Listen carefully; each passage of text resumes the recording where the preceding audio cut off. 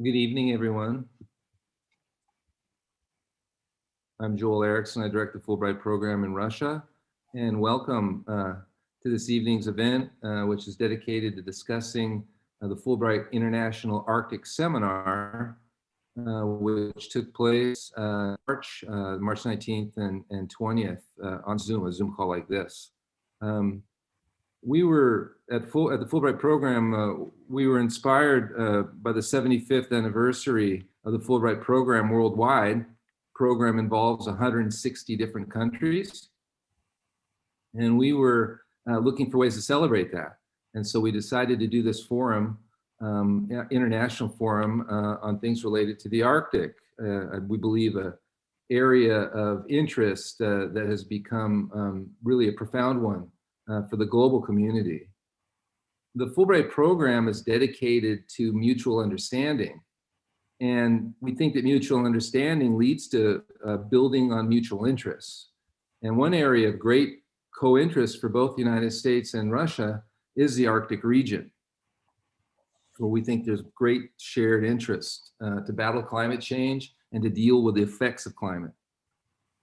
When we gathered the scholars together for the Zoom seminar, which took place in March, we had really wonderful presentations, and many countries were involved, including India, Great Britain, and others, the United States, of course, and Russia.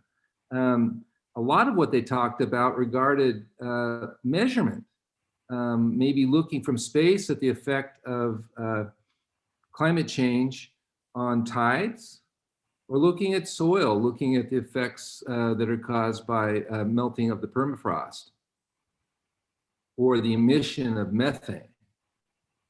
But maybe what really crystallized our seminar was looking at the human effects of climate change. How are local communities affected?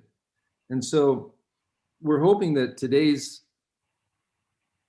summary event, the interview that will take place will really help us focus on that key aspect. How are humans affected by climate change, and maybe what they can do to battle its effects? I'd like to introduce my colleague now, Ksenia Shomnikova, who will introduce our guest speakers and the interview that will take place. Ksenia Shomnikova is the alumni coordinator for the Fulbright program in Russia. Ksenia. Thank you, Joel. Welcome everyone to this event. Thank you so much for attending. I coordinate Fulbright alumni and also took part in organizing the seminar, which as well had several alumni among the organizing committee. So this is one of those events that we hope to continue doing in the future with the help of our alums. And today, we have two speakers with us, two experts on the Arctic. One of them is Alexey Maslakov, who presented at one of the panels of our seminar, the Social Development and Human Health in the Arctic Environment panel. Alexey Maslakov works at the Lomonosov Moscow State University. He's a researcher at the Laboratory of Geo-ecology of the North. And he presented a report about how permafrost degradation affects the Bering Strait coastal communities. And very interested in his research is Susan Crate, our second speaker today. Susan is a selected Fulbright Arctic Initiative scholar who we're hoping to see on the Russian soil soon.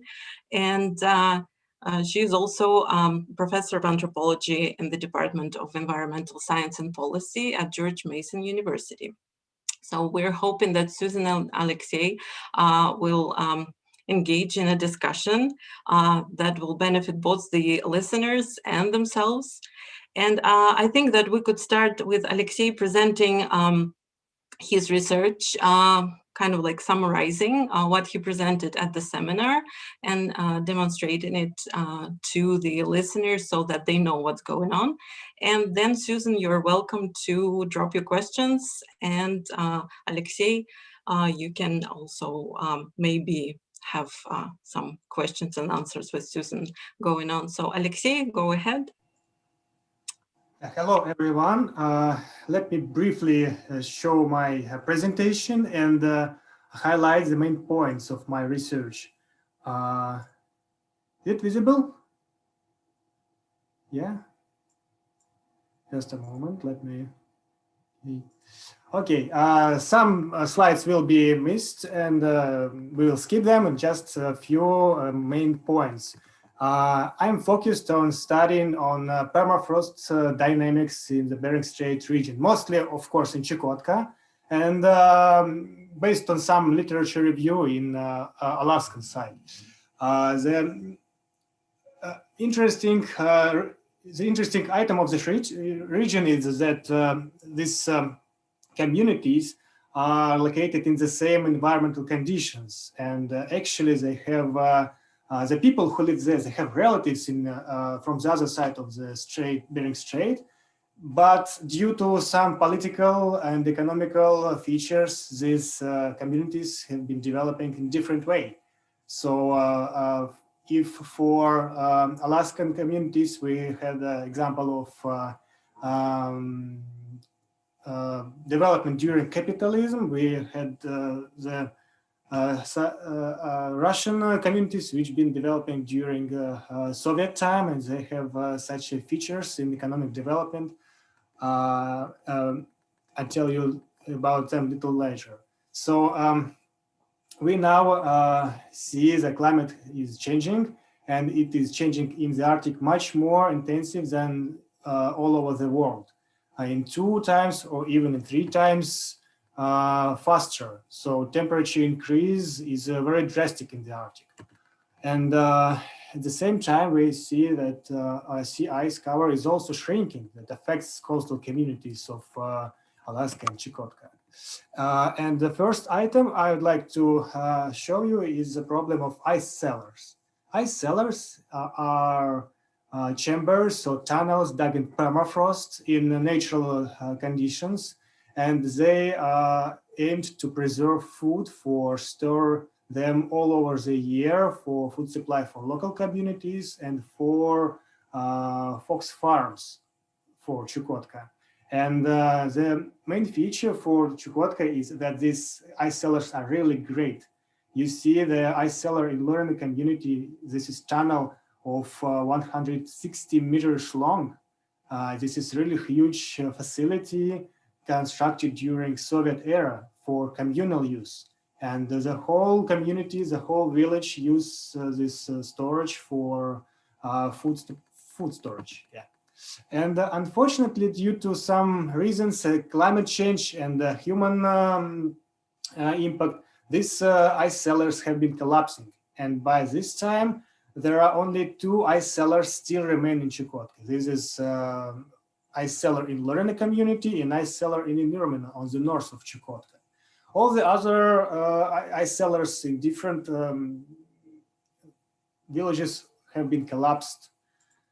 And the main object of my study is ice cellar of Lorena. You can see the scheme of this community. This is ice cellar. This is fox farm for the community, and how this ice cellar looks like. You can see the chambers in the below part of the slide, and you can see this is a really great facility.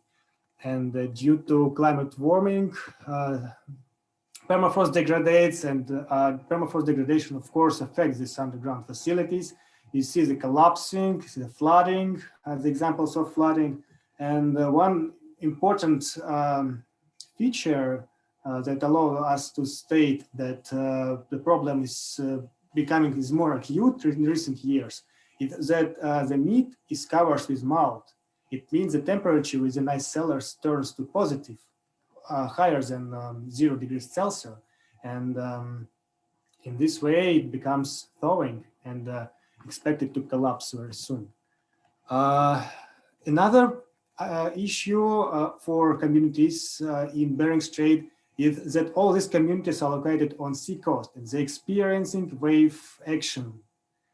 So due to recent climate change, we noticed that ice cover is shrinking in time, in space. And due to this process, the coastal erosion intensifies in recent years. You can see here the examples of coastal erosion consequences for communities of Chukotka, which were found by my expeditions in different years. The same situation is in Alaskan side. And on the map, you can see the communities which are experiencing coastal erosion and they lose their territory. Unfortunately, this trend is not positive, and coastal erosion rates will be increasing in the future. And for learning communities, this is key site for studies of coastal erosion. You can see the satellite image of this. And as you can see here, the coastal bluff is pretty close to engineering facilities. And in some years, these buildings will be destructed. So the community requires some relocation measures for these facilities. And according to my studies of the dynamics of coastal erosion in Lorena, we have noticed that the recent years, maybe recent 10 years, the coastal erosion intensify and is more intensive than in previous decades that allow us to state that the changes in the Arctic are more drastic than we expected. And if previously we had coastal erosion rates maybe 10, maybe 20 centimeters per year, as on this part of the graph, you can see that recently coastal erosion rate has increased in an almost order, 4 meters per year. And here are some examples on how coast changing. You see that on the picture of 2001, the coast is covered with grass, with many boats on this very high and wide beach. And only in 10 years, there's the same place. You can see the beach is almost gone. You can see the coastal bluff is almost bare, with no cover of vegetation. And in 5 years, you can see some facilities have already appeared on the edge of this bluff.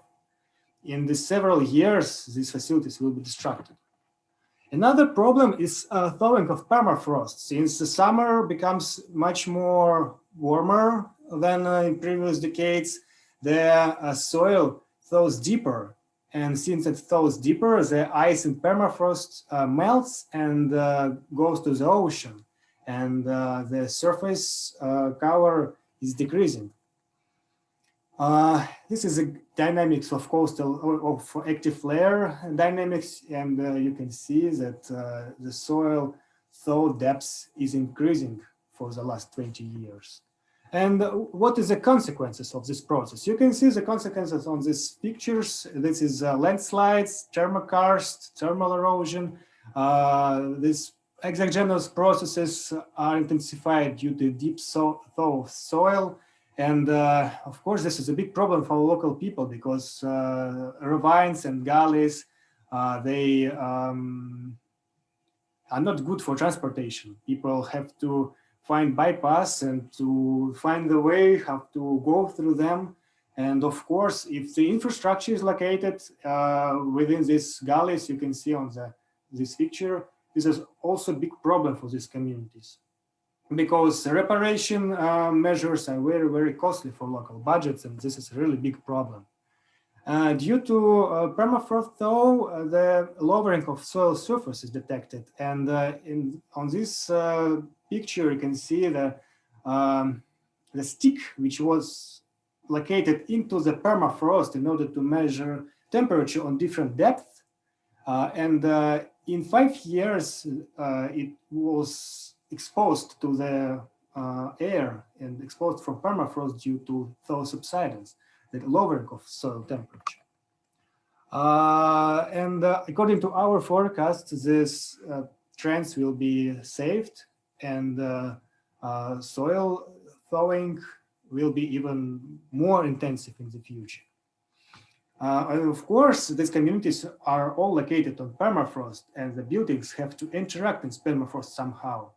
Unfortunately, due to low quality measures on keeping permafrost solid, keeping permafrost stable, we see that exogenous processes are also activated within the communities. For example, this is a map of active layer thickness within learning community, and you can see that within these communities, the average depth of soil thaw is about 2 meters, while in the neighboring parts out of this communities, we can see that soil thaw depth is much less.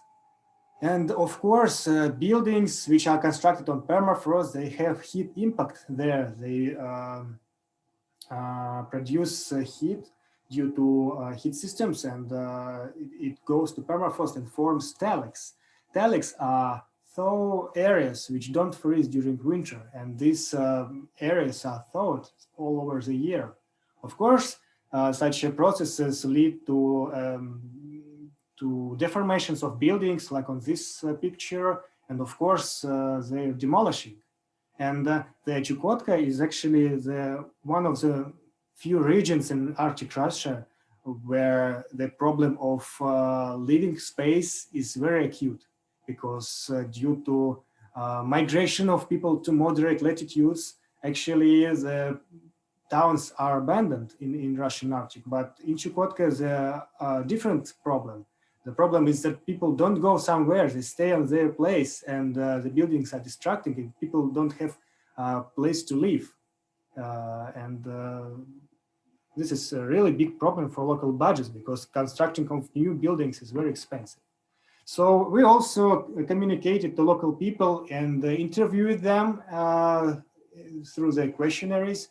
And you can see this result here, that people also notice that the climate is changing, that the 1,000 species of animals comes to their latitudes, invasive species of animals and plants. They see that the tundra is becoming more, the tundra is blooming, the more bushes occurs in tundra. This is a big problem for reindeer herding.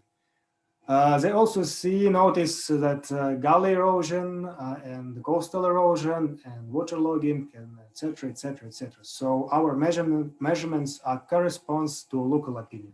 So here are some brief slides on the conclusions. And this is the final slide. Thank you for attention for my brief introduction. And this place, this picture shows the local people who are gathering berries, and we just met them and sitting, talking to them about climate change and permafrost change. Thank you for attention. I hope I didn't exceed my time. Just wait a second. Stop the demonstration. Yeah. Thank you, Alexey. Thank you so much for your presentation. I think, Susan, you can now address Alexey with all the questions that you have been wanting to ask him. And put your mic on, it's off. Yeah. Thank you very much. I'm very honored to be here today. I viewed Alexey's presentation during the seminar and with a lot of excitement. Part of it is because he's such a young researcher, and it excites me because I'm hoping that there'll be many more like him. So my first question, Alexey, is how did you get interested in this, and who was your main mentor, and who continues to be that main mentor? Yeah, actually, this program has my studies started from actually circumpolar active layer monitoring program, which is NSF funded program where all over the permafrost areas in different parts of the world, people establish monitoring sites and measure the thickness of soil which thaws every summer. And I was just visiting the place and measuring the soil thaw during every summer and just getting that data and collecting it, analyzing it, and doing some studies. But since I've been living in local communities this time for every summer, I was noticing that that buildings experiencing the troubles with deformations. And I've been talking to people, they also told me that they experiencing problems moving in tundra, and the problems of saving their coastal facilities. And after that, I thought that, well, the permafrost thaws, and somehow it must affect local communities. And I decided to study this. And my studies, well, they turned in that what you saw on this presentation. So it was just a natural program without any human participation, without any social, economic dimensions, just dynamics of active layer thickness. So, I mean, just considering how siloed academia is, and you're in a geography department, I think, or a cryosphere department, how did your colleagues think about it when you started going into looking at these social dimensions? Yeah, this is a very interesting topic, and this is interdisciplinary topic. That's why I'm not alone working there. Of course, I try to attract my colleagues from human geography to describe, to study deeper these problems, because what I can do, I can measure permafrost. I can ask people, but I don't know much about approach which social people, social studies and anthropology studies use for their investigations. So the people, my colleagues, are very interested in these studies. But of course, it could be also good to me to attract some more anthropologists in my study. That's a great idea. I bet there are some at your institution, right? Yeah, I think it's quite interesting perspective. So many people will look at this situation and just say, well, those people need to move. They just need to move to a different place. What would you say to them in response? Yeah, when I was talking to the representatives of local governments in Chukotka, of course, they say that they are thinking on relocation of communities. But when I talk to local people who live in there, of course, they refuse to move somewhere. They have been living there for hundreds of years, because Lorena community, which was known since 16th century, so 5 centuries of people living there, and people whose ancestors been buried there.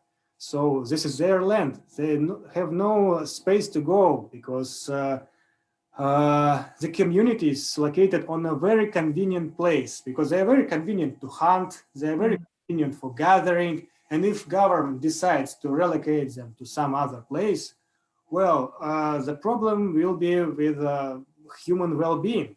For example, the community of Lavrentia is located 40 kilometers near Lorena site. And this is the only community which was constructed during Soviet era in 1929. And it was the place where local government decided to choose for this community. This is southern part of the Gulf, and not very convenient to for local people to hunt. They have to go for several kilometers in order to get to place where to hunt on whales, on fishing. And of course, this area is lack of mushrooms and berries. So people who live in Lavrentia, they suffer from this. And people who live in different communities, so they say, well, guys, you are living in that place. It's not very good. Why do you still be living there? Come to us. Of course, relocation question is very acute, because local people, they don't want to be moved somewhere. Yeah, I can identify a lot with this. It's a similar situation where I do my research, and that's why I'm interested in asking you these questions. And also where I do my research in the Saha Republic, in the rural settlements, young people are leaving the settlements to go to the urban centers. And I'm wondering to what extent is that occurring in these coastal communities in Chukotka? Are young people wanting to stay? Are they going? And if they're going, what's going to happen eventually, right? This is an important question. I wonder if you've thought of this and what you think about that.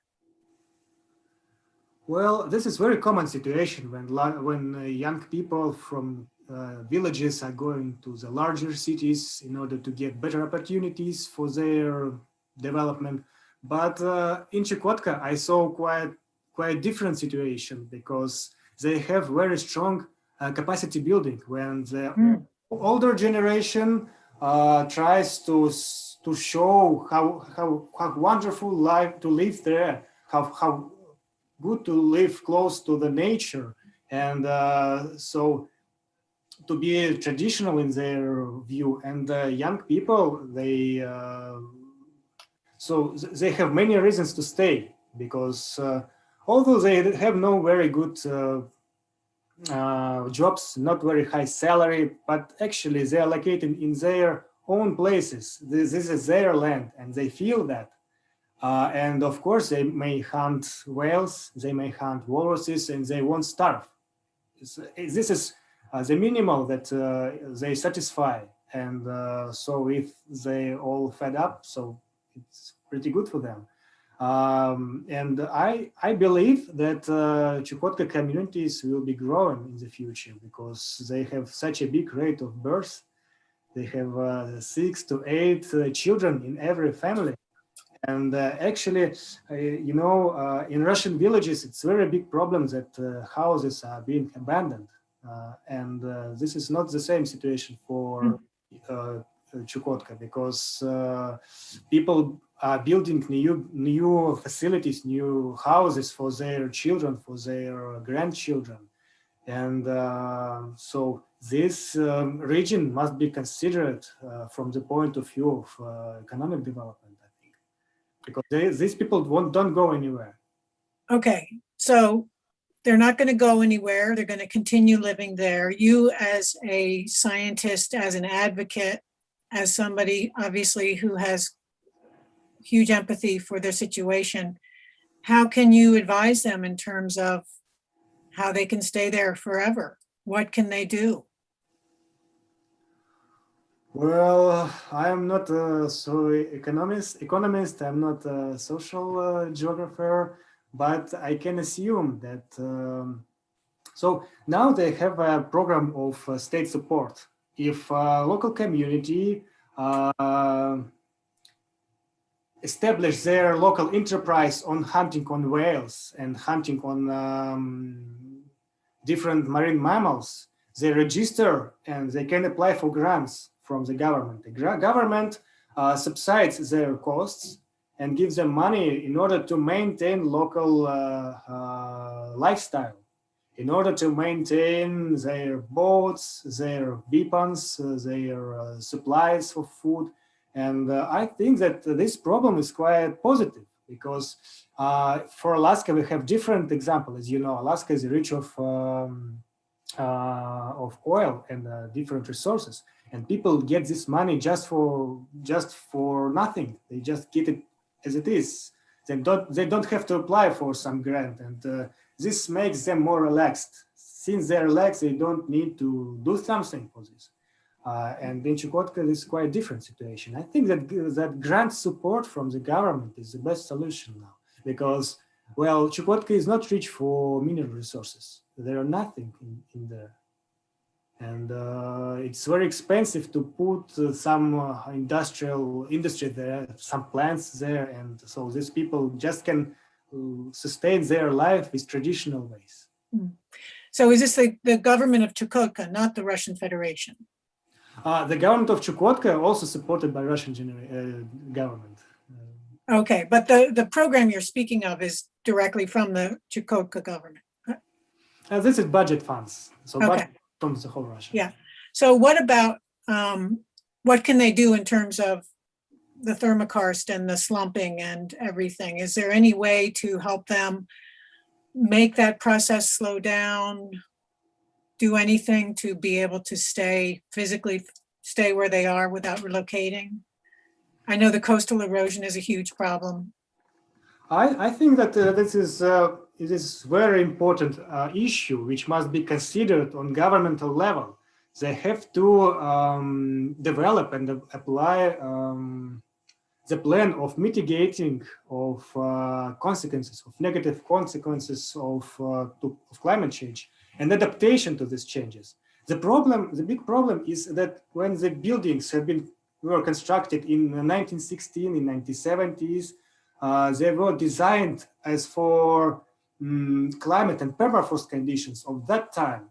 And when people did that, they expected that no any changes will happen. They expected that permafrost temperature will be, for example, -4. And they designed buildings for -4 temperature. They put piles in permafrost, and they thought that nothing happened. No temperature increase, no any environmental condition changed, but actually it changed. The temperature of permafrost has increased for 3 to 4 degrees Celsius for the last 40 years in different regions. And the piles which are in permafrost, they have a bearing capacity, the capacity to bear the loads. And since the permafrost becomes warmer, the bearing capacity decreases. It makes buildings vulnerable to climate change. And I think that if government would like to save these communities, they have to design buildings according to new conditions. Of course, they have to take measures on coastal protection because coastal erosion is very fast, for example, for learning community. And yeah, I think that the plan on mitigating on negative consequences must be developed and must be executed for every community. Yeah, okay, so my last question is one about international cooperation. What kind of ideas do you think there are for, you mentioned in the seminar presentation something about learning together with the United States, because in Alaska, coastal communities are facing these same issues. So what kind of potential is there for international collaboration to work on these issues? Well, I think that most of scientists, they consider the problems of Chukotka and problems of Alaska separately, but actually this is a single region. Many years ago, during prehistoric times, this area was a single land when the ocean level was much more lower. The environmental conditions being the same, and since now these conditions are still the same, and people living in different social conditions, in different economic conditions, but they meet the same environmental problems. And local governments try to decide these problems in different ways. And I think that this problem can be decided during meetings of governments from both sides. The delegations from Alaska must visit Chukotkan villages. Chukotka delegation must visit Alaskan villages. They have to share their experience and use best practices on how they have to, what should they do in order to mitigate these consequences. I think that international exchange and international collaboration must be developed. Unfortunately, although these areas have a difference only 80 kilometers in political ways, they are on the different poles, and due to political restrictions, the local people cannot move to their relatives, and they have no possibility to exchange. And I think that like a conference or a seminar must be organized for the stakeholders. This is also local people, local governments, local businessmen, and etc., etc. So this must be a multidisciplinary seminar in order to discuss this problem. Well, we should continue to talk about that idea and see if we can make it happen, get some funding from somewhere. That's all my questions. Thank you. Thank you for your questions. I was very pleased to them. Of course, I have a million more, but I won't take up the time. Well, Okay, I'll Susan. just interject now by saying thank you very much to both our speakers. And I just, Susan, you're free to continue speaking, but I just wanted to say I think Alexey almost gave us a great idea for moving forward. And Yeah. I think I want people to know that that's noted and that the Fulbright program can react to that, and we'll look for a way to do so. But that's just, I just wanted to interject to say that. Yeah, I think there's so much power in people-to-people exchanges. I mean, it sounds kind of old-fashioned, but it's old-fashioned because it's true, right? I mean, when people meet each other, and I guess it was probably, you know, I remember my first trip to the Soviet Union was in 1987. That's when, you know, the wall was beginning to fall, and these ideas of people-to-people exchanges, and it was true. I mean, we were meeting these people who beforehand we thought were our enemies.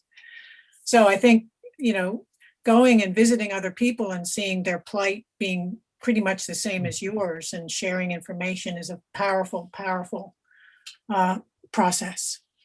I mean, same thing happened to me. I came a few years later, but 1989, coming to the Soviet Union for the first time, you know, you discover so much in common, really. And, you know, it's amazing that we're, as you said, they're poles apart, but only about 80 kilometers away from one another. And I think that through a variety of means, maybe including Zoom, we can figure out a way to connect people on both sides who are relatives of one another even. And I think that a lot, by sharing best practices and maybe by looking for other sorts of ways to introduce technology, maybe building technology. I know architects look a lot at these factors now, and maybe there's ways that the housing can be improved on the Chukotka side, and maybe the Alaskans could help in some way. Yeah. Okay, so should I go ahead and share my slides? Yes, please do. Okay.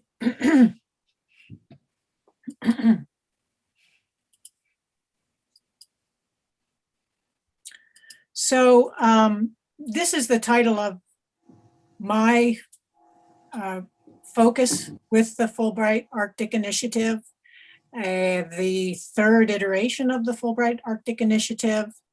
Knowing permafrost, I put quotes around it because a lot of the work I do as an anthropologist in the last decade or so has focused on knowledge systems. A lot of that comes from my own experience working, especially with the group I've worked with since 1991 in Northeastern Siberia, Saha. And I just want to give you a sense of, I did my master's research in 92. I did my doctorate in 99, 2000. And then I did a few projects after that. And around 2005, communities started asking me about why the winters weren't as cold, why the summers weren't as warm, why the seasons were coming at the wrong times. I knew from my own education and experience that these were qualifications of climate change. But as an anthropologist, I didn't start preaching climate change. I was curious and wanted to know more.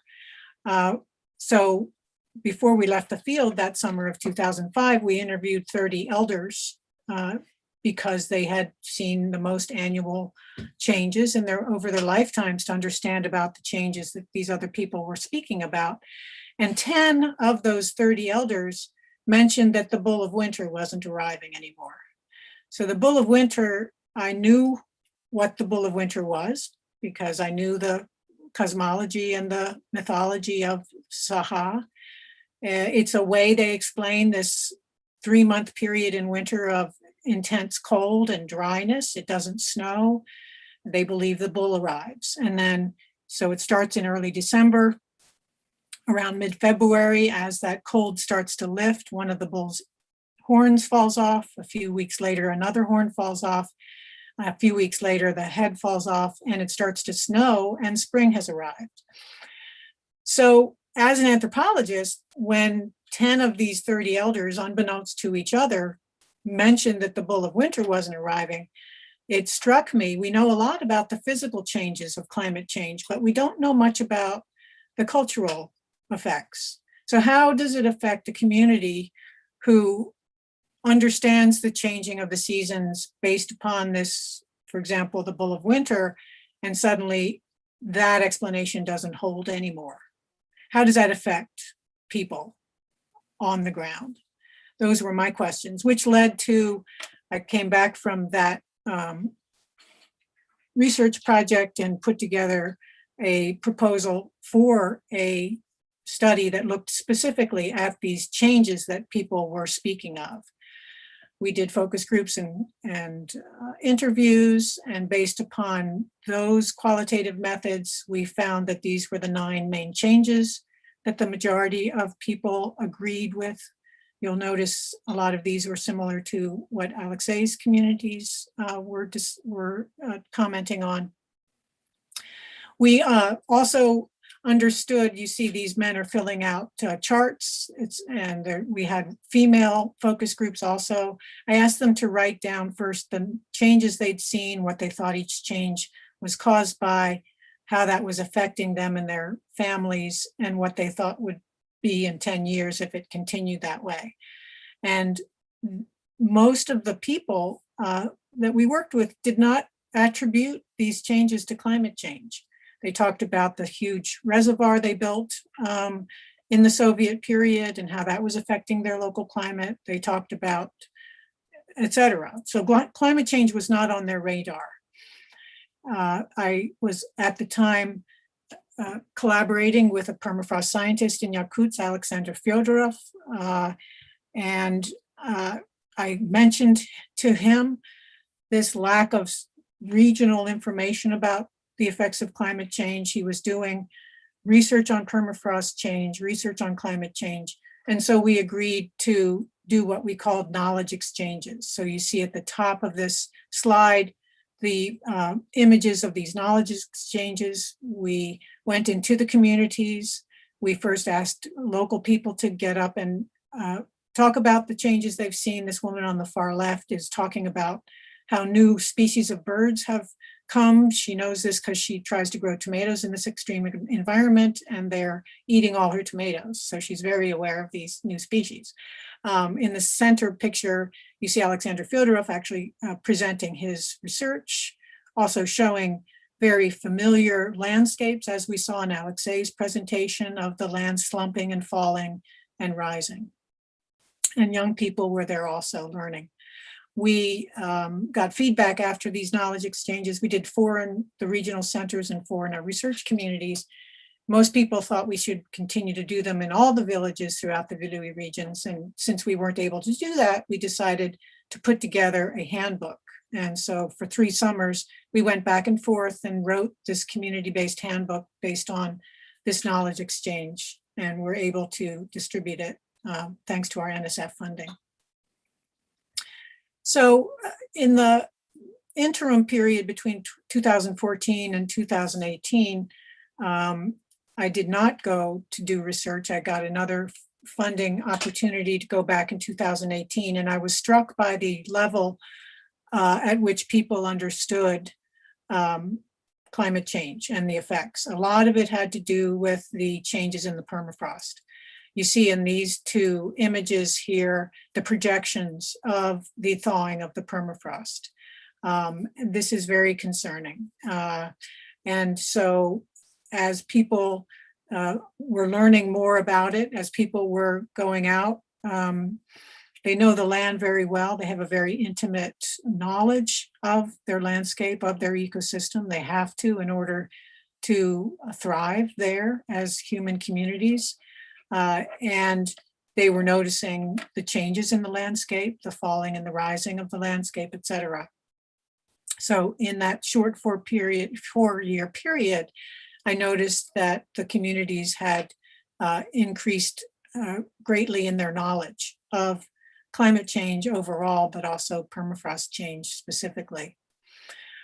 Alexander Fyodorov, continuing as I continue to collaborate with him, I've gained quite a great education about permafrost. Permafrost is not all the same.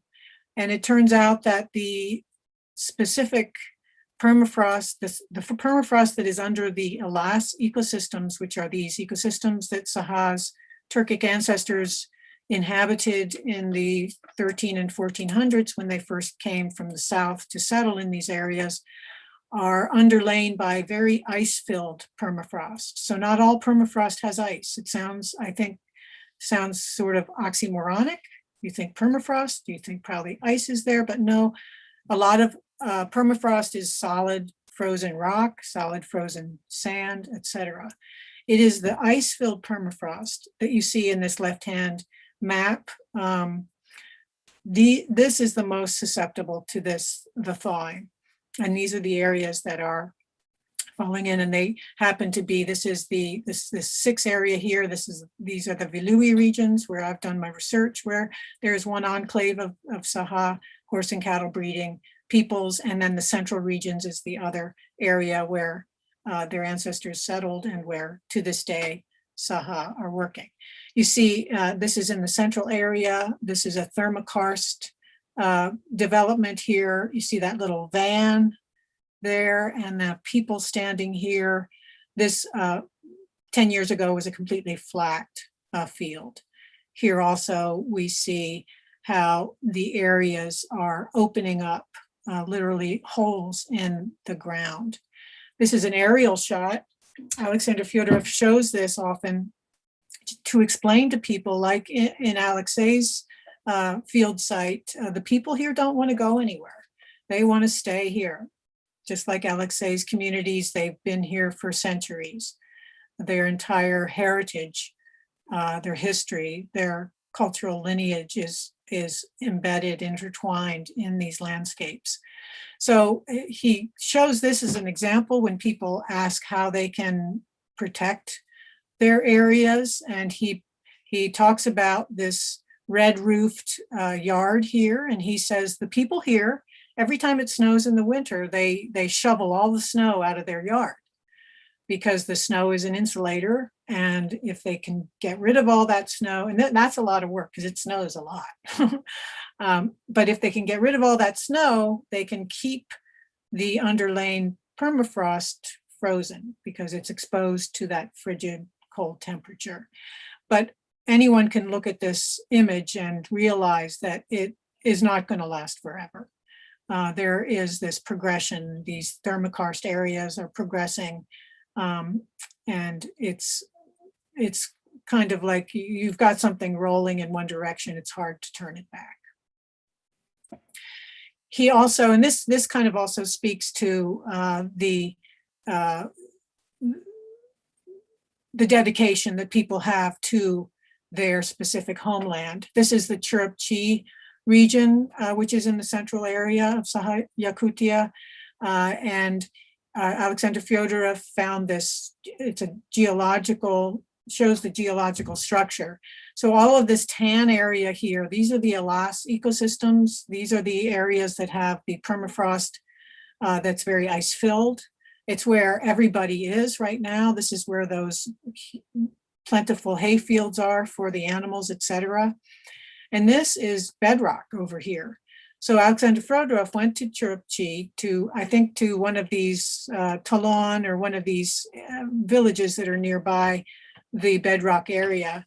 And he put together this entire plan for them to, start by having 5 or 10 young families go move on to these bedrock areas to start their farming practices there.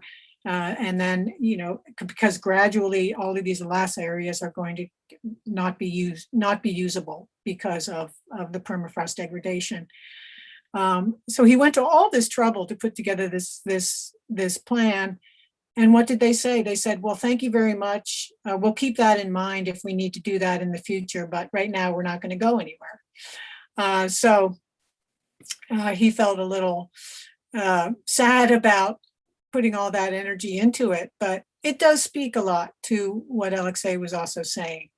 is that people are very much attached to place, and it's something that maybe we in the Western consumer world, if you can think of it that way, who maybe have moved a few times in our lifetimes to different places, we don't understand that deep connection to place as these communities that we're working with and talking about in these areas do. So let me go back here for a second before I go to that slide.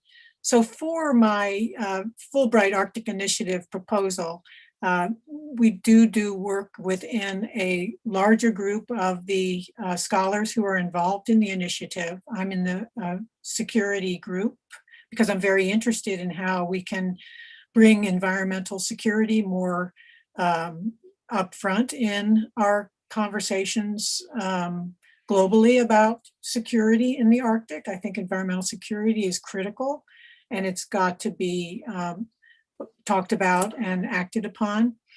But we also have a research aspect to this Arctic initiative. So my proposal, I plan to go back and try to do some sort of an exchange. So obviously our knowledge exchange process, working with communities. We've also done some knowledge exchanges, Alexander Fyodorov and I, in the central regions with communities there, as we had done in the previous slides that I showed you. But I discovered a study in the Yukon in the Northwest Territories of Canada that I contacted Fabrice Calmels, who is the lead on this study, and talked about the possibility of exchanging experiences and understandings.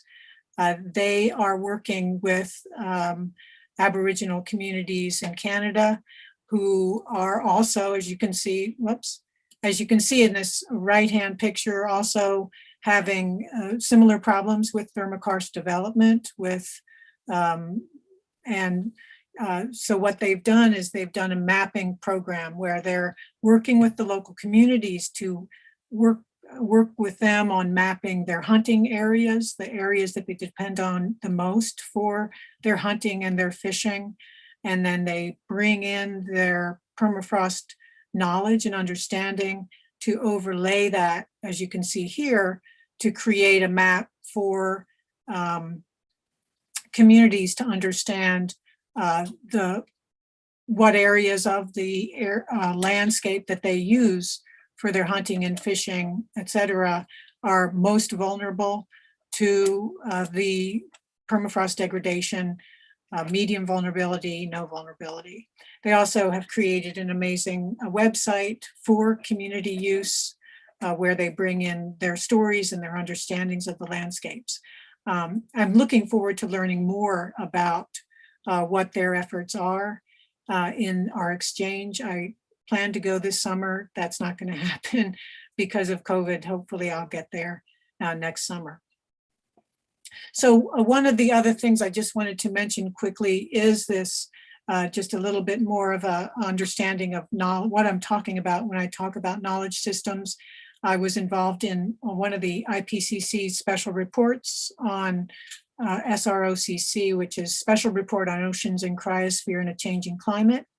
It came out 2 years ago, and it focused on those issues of the changing cryosphere and the changing ocean, etc. I was involved in chapter 1, which framed the rest of the report. And my main focus was to develop the framework for bringing in Indigenous knowledge and local knowledge into the IPCC process. So IPCC, of course, began in the early 90s. They're working on the 6th assessment report at this point in time. All along, very heavy scientific knowledge, as Joel was talking earlier, a lot of measuring, a lot of gauging, a lot of modeling, a lot of projecting, but not a lot of the human aspect of climate change. So in our process, what we're trying to bring forth is the importance of not just a scientific understanding, but of a local community-based understanding. If they are indigenous communities, they have an indigenous knowledge system. If they're local communities, you and I, we use local knowledge all the time to get around in our daily lives, etc. So it's a way of bringing this to policymakers so they understand it. Now, this is the visual we made for the report. If any of you have ever been involved in making a visual representation of what you're trying to put across in words, it's a big challenge. But we didn't want to say that local knowledge and indigenous knowledge are just complementing scientific knowledge. We want to give each of these knowledge systems their rightful place, because they have a rightful place, obviously, in the human society.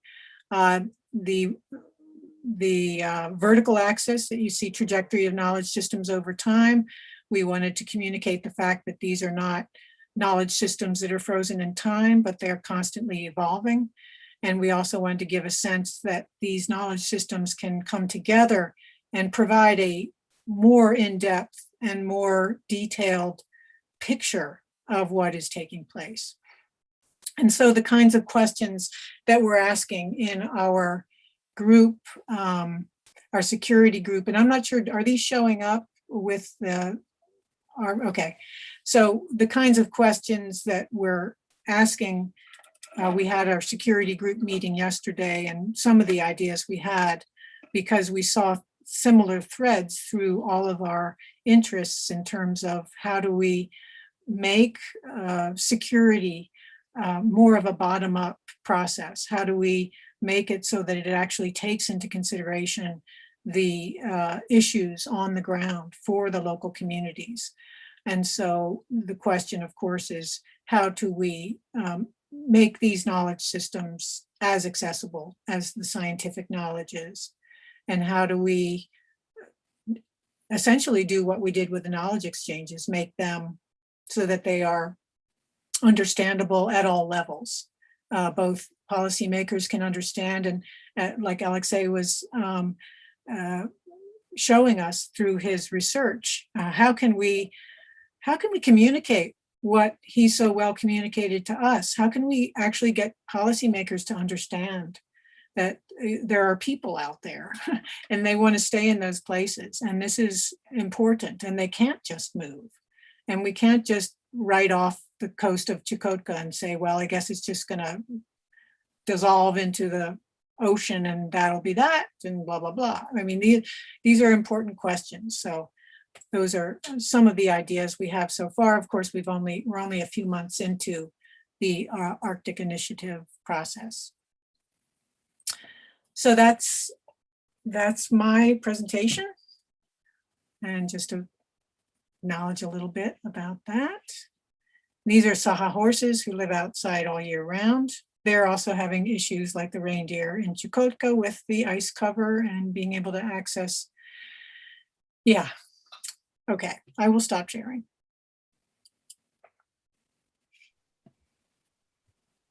Well, that was wonderful.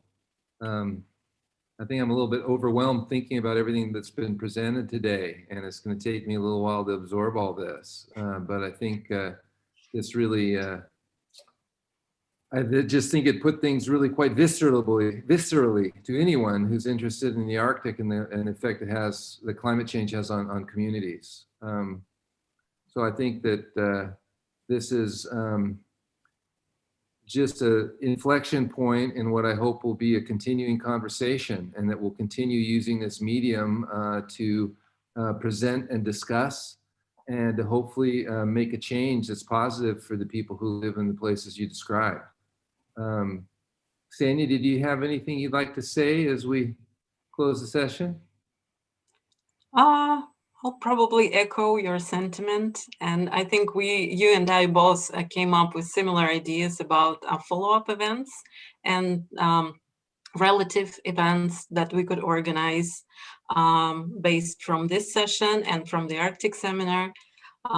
There's a lot to talk about, to communicate, and it's great that we have such experts who can represent the people, the local people of those communities affected by the climate change, and who can be the voice, you know, to make them make their concerns heard. So it's great that we had this opportunity with the American Center as well as the Arctic Seminar. And yeah, I'm really looking forward to our next event that will follow up on this. And I don't think we probably don't have any questions from the audience, since there are none. Yeah, I don't. I'd like to ask a Yeah, question. sure. Alexey, go ahead. Yeah, Susan, thank you very much for quite impressive presentation. Such as slides with permafrost degradation, they're very, very interesting to me as for permafrost researcher. And especially vulnerability maps on permafrost in Canada. I'm about to publish my work where I also identify the areas vulnerable to climate change and more stable. And this is quite interesting direction of study. And my question is, I saw pictures of different pupils, like children on your study. Do you plan to involve schools, to involve children in your studies, since they have a more flexible mind and they can be turned into leaders who can be voice of local communities, and to teach them, to show them what happens with their communities in order to make an impact on this opinion? That's a great question. And actually, after the knowledge exchanges, which were in 2010, Alexander Fyodorov, he had not set up a permafrost gauge in the Suntar region, which is where my research is. And he wanted to, and so we set it up in one of my research villages, and we created a school focus for it. We called what does the permafrost tell us? So we had the students go out and take the measurements every week, measuring the temperature of the permafrost, and the whole idea was for them to extrapolate. So how does the change in that permafrost actually affect our life above ground? That kind of thing. I think they're continuing to keep that course going. And the handbooks that we created are used in the schools. We were able to publish 3,000 copies of them. We published them in Yakutsk at the Bichik Publishing House, and the Ministry of Ecology was generous enough to distribute them throughout the Vilui regions to all the schools, the administrations, the libraries, and the local environmental representative, whatever they're called, ministry, whatever, yeah. But no, I think it's critical to educate young people about it. So, yeah. How about you? Do you have plans for that?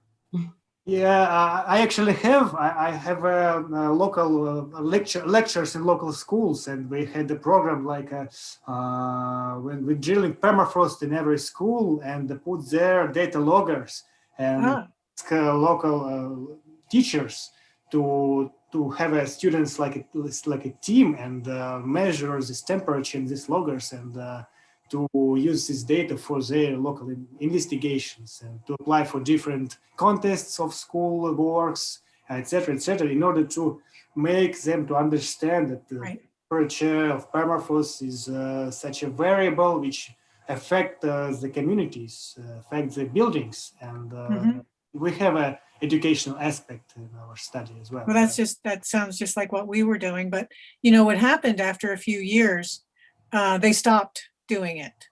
And I asked why. And they said because the region, the Alus, or the Suntar region, they decided that they need to focus on math and science, math and business studies for the young people. There's no time for these kinds of environmental issue type focuses, which of course is very sad. You and I know that for sure. But. Yes, this is ridiculous actually, because the math is not such important as their environment around their houses. Agreed. I would just comment. I think that there would be a way to integrate those things, math and science, and then some sort of a new political economy of development, of sustainable development for those communities. I think that's very possible. And, you know, it's encouraging to hear, I don't have US cases to compare, but it sounds to me like the Russian way of having contests and grants and things maybe points a positive way forward.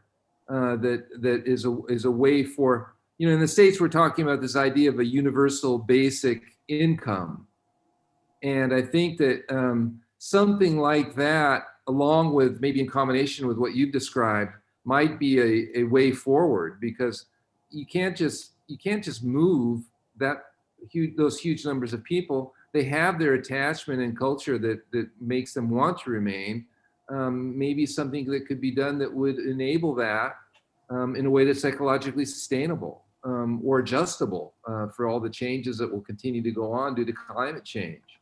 But it would be so interesting to find more ways to compare best practices across communities, so people would have more tools and ways to respond to climate change. Yeah, and the other conversation is a big step forward. Go ahead, please, by all means. I know, I was just going to say the other important part of these rural communities is that they actually are, they're locuses of biocultural diversity.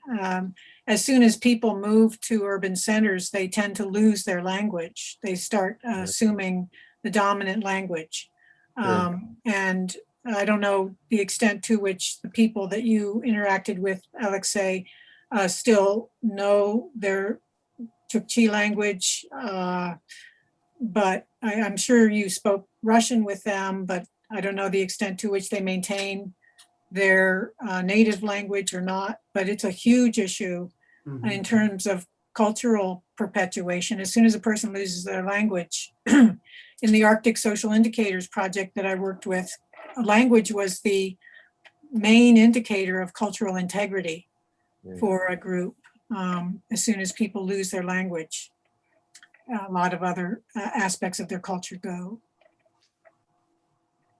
Yeah, I agree. This is a very big problem. If in Chukotka the young man, or just man, is younger than 35 years old, he don't know his native language. Yeah. Only elders know local languages like Yupik or Chukchi language. Yeah, this is a very big problem for Chukotka as well. Yeah, in Saha Republic, I always thought that the Saha language was protected because there's 450,000 Saha. They're a large numbered non-Russian group. But a few years ago, when we were doing our research in the villages, the children, young children, are getting iPhones from their parents as sort of a babysitter, right? And what are they doing? They're watching Russian cartoons. And so these young children go to preschool only speaking Russian. They're Saha children. They live in a Saha community and they refuse to speak Saha. So it's concerning. It's concerning, but that's a whole nother topic, but it's also related. Yeah. Okay, well, we could go on, but I guess we could go on no, forever. We can go on forever. At least there's no commercial break to interrupt us, but so there's nothing like that to be concerned about. But I think I just need some time to think all through this and how we can take a next positive step. But again, thanks everyone for joining us tonight. And thank you so much to the American Center in Moscow. Yeah, this is a nice practice. This is the first time we've joined the live stream. So I hope we'll have an opportunity to do so in the future, especially since we haven't been to the actual American Center for quite some time now. And it's very cozy, and I miss it sometimes. So thank you so much, Susan and Alexey. I hope we'll see you again, and follow up on your research, and maybe you will join us for our future projects. Would love to. Thank you for having me.